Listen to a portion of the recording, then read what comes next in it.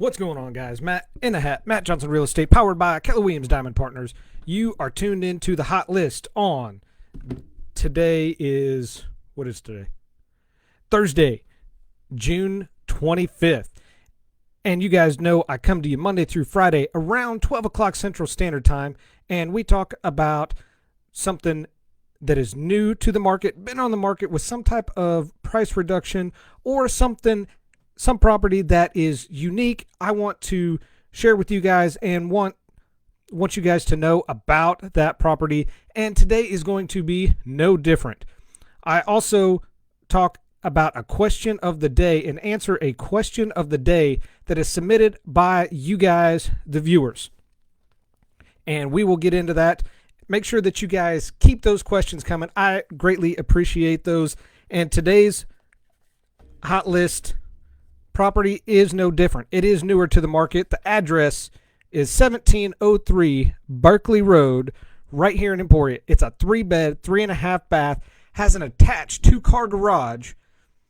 It's got 3,240 square feet of finished space, currently listed at $329,900, and listing is courtesy of Coldwell Banker Emporia Real Estate. This one is very cool because it is kind of a little old school mixed with some modern updates. So it's got a custom kitchen. It's got new windows, new appliances, new HVAC.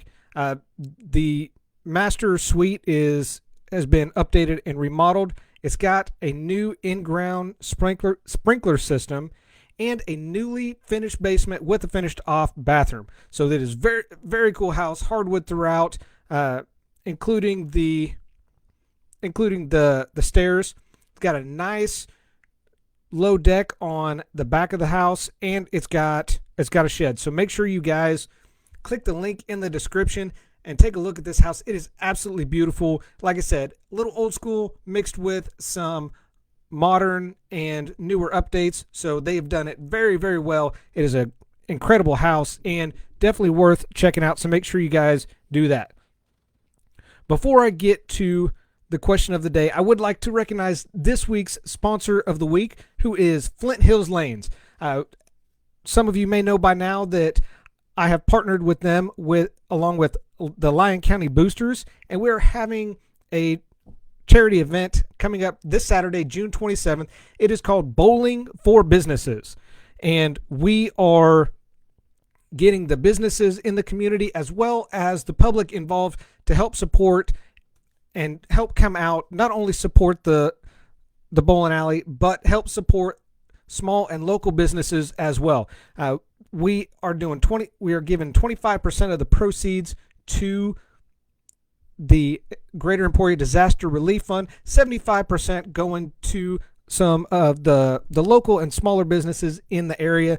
And I wanted to thank Flint Hills Lanes once again for teaming up with us, allowing us to have the event there, and for allowing me to just talk about them and agreeing to be our sponsor of the week. So the question of the day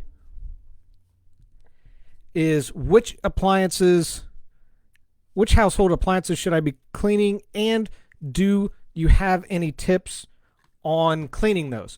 Well, for the most part, your appliances should be clean. So we're going to cover 5 household appliances that you need to be cleaning, as well as some tips on how to clean them. So whether it is your next bowl of chili that just explodes in the microwave, or you finally give in and need to scrape or clean that inch thick layer of pizza that's burnt onto the bottom of the oven, whatever it is, now is probably the time. For some, cleaning is as natural as walking or breathing, while others may not have the knowledge or may not be sure of what they need to do or how to go about cleaning it. So it may be a bigger deal to them, and it may take longer than they want it to, or if they've never done it before or not familiar, it may take longer than they want or they expected it to.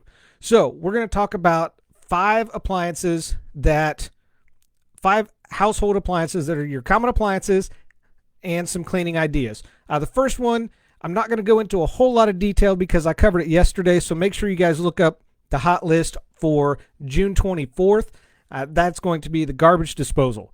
So there's a couple ways to clean the garbage disposal. Like I said, I went into more in-depth detail yesterday. I'll just hit some of the highlights today. You just want to make sure that you clean the splash guard or the strainer, the rubber piece on the top. Make sure you clean that out. Flush it with some cold water, not hot water. Make sure you use cold water and either some dish soap or throw some citrus peels down there. Number 2 is going to be your microwave. So to prep the microwave, because as I mentioned, exploding chili in the microwave, get a coffee mug or a small bowl, fill it with some water, put some lemon slices in there, and run it on high for about 3 minutes or until you start to see that it's putting off some steam. What this does is soften the food splatter that is in and around your microwave. Plus, with the lemon in there, it's, a nice little fresh scenting and nice smell to it. You can also use other type of citrus foods as well, or if you don't have any citrus fruits, lemons, oranges, limes, you could also use some dish soap. So to break this down, all you got to do is just remove the turntable if it has it. Anything else that comes loose, just pull that out, toss those parts in the dishwasher, run that bad boy so they get all cleaned, and then you come to the nitty-gritty part, which is wiping down the walls with a sponge, cloth, paper towels, whatever you have. Now that it's all softened up and loose, all you got to do is just wipe it down. You can use soap and water or an all-purpose cleaner. Excuse me. And there's really no wrong way to clean your microwave. Just remember to wipe the outside too. So if whether you've got a venting system underneath, clean out those filters, or if you have a ductless and it has the vents across the top, make sure you give those a good scrubbing too. Number 3 is going to be the dishwasher. So what you want to do with your dishwasher is run an empty load with either a cup of vinegar or bleach. Either of these are going to help eliminate some of the odors that may be coming from your dishwasher. So either one are good to use. Whatever you do, speaking from experience, whatever you do not use dish soap. Speaking from experience, do not use dish soap. Turns out dish soap is not for the dishwasher. Who knew, right? So to break it down, all you got to do is just remove the racks. If there's any type of silverware or utensil holder, remove that as well. Anything that comes loose, take the racks out or the baskets and take them to the shower. We'll get to those in just a second. To clean this, you want to clean any screens that are protecting if you have a soft food disposal or grinder in the bottom, and use the dishwasher to clean it. A dishwasher cleaner, sorry. You can throw that in there. Use it as directed. Don't use any more. Don't use any less, so it's effective. Once you are through with that, or while that is running, head to the shower where you put those racks. Spray those down if you've got a removable head. If you don't, just get a cup or a sponge and some soapy water and just wipe them down. Slap them bad boys back in the dishwasher, and of course, wipe down the outside. Number 4 is going to be your refrigerator. Now, the easiest way to do this is you want to prep a cooler, because everything that you're going to pull out of the fridge to clean it, you got to put somewhere, right? So prep your cooler, turn off the ice maker. Key right there. Learn that the hard way. And pull out the shelves and the drawers. Put them in or near the sink, depending on how much counter space or how large your sink is. With this, if you have some shelves or drawers that have some harder residue on them, make sure that you are letting those soak in the sink while you're wiping down the fridge. So now that you've got an empty fridge, wipe down everything top to bottom. Usually warm soapy water is fine. If you do have some tougher residue that giving you some trouble, use an all surface cleaner and it'll loosen that up, come right out. And those shelves and drawers that we put over by the sink or in the sink, make sure you wash those up, get everything off of them, and let them dry. Once you put all that back together, you're going to do the same thing for the freezer. Number 4. Losing track here. Sorry. Number 4 is the freestanding range.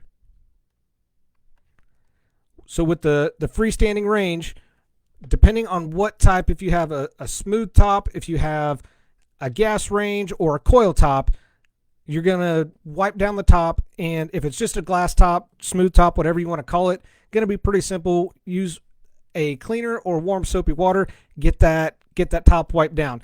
If it's a gas range, make sure that you turn those pilots off. And if it's a coil range, just pull out the coils and the pans underneath.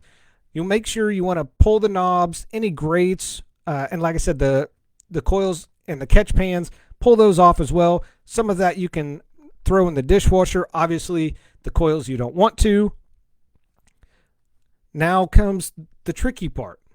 Now some ranges have a self-clean, some don't. So if it has a self-clean and you don't know how to use it, bust out the manual, go to Google, look it up. I promise you it's going to be so much easier doing a self-clean than it would be otherwise. But most of them lock themselves, heat everything up, and wipe it all down. Just an FYI, it may take several hours, and it's going to heat everything up so much that it's going to liquefy most of it. Once it cools down enough that it unlocks that you can open it, make sure you take precautions because it is still going to be hot in there. So be careful.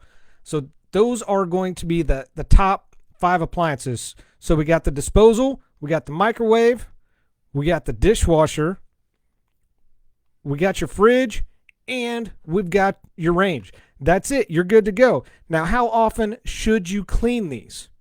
Well, that really is up to you, and depends on how often you use them. How often do you cook? How many people are in your household? How many people spill in your fridge and just leave the mess? I have woken up to that plenty of times where I go to get something out of the fridge and I find some lemonade or I find some juice or I find some milk just knocked over and just laying there on the shelves. That sucks, let me tell you, especially first thing in the morning when you're not expecting it. So those are the top 5 appliances that you should be cleaning on a regular basis and some tips on how to clean them. That's what I got for you guys today. I hope you guys got something from this. Let me know in the comments if there's any other questions or any other appliances that you have. Those are the ones that I clean on a regular basis, and I just wanted to share those. And I did have somebody just message me while I was doing this. Where did you get the cleaning tips? Pinterest. Believe it or not, that's where I got the cleaning tips for these, because those that know me know there's no way I would come up with cleaning the microwave with a bowl of water and lemon slices. Yeah, that is 100% Pinterest. So whoever's pin that was, thank you, and thank you to Pinterest. That's what I got for you guys today in the Hot List. So thank you for watching the Hot List with Matt in a Hat. Matt Johnson's Real Estate, powered by Keller Williams Diamond Partners. I do this because your experience matters and should be trusted with a veteran. Y'all have an awesome Thursday, and I'll see you for Red Friday.